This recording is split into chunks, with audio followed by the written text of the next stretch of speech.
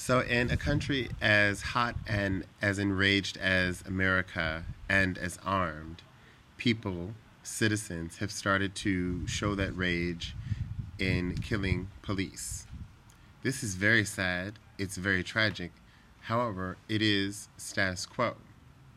We are a nation that celebrates on many ends the violence, and particularly the violence of men, and particularly the armed violence of men. It's status quo. The NRA, one of the most well funded and well entrenched lobby groups, has managed to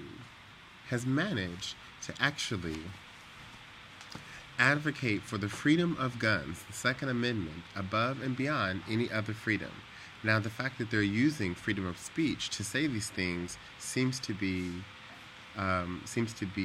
in the background of what they're talking about.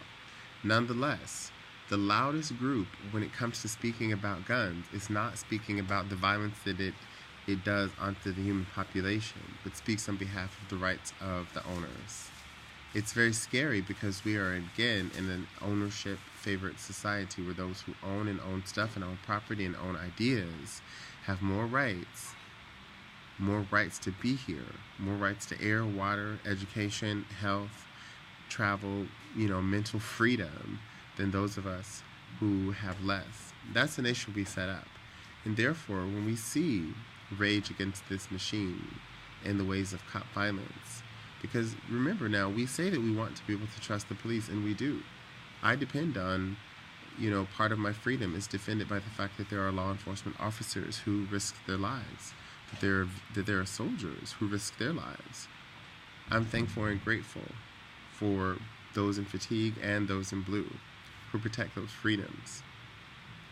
However, we're at a precipice. We're at a point where trust between the institution of the public and the institution of enforcement of law has really broken down. It's eroded to the extent where people actually take out guns and plan and go and kill police officers.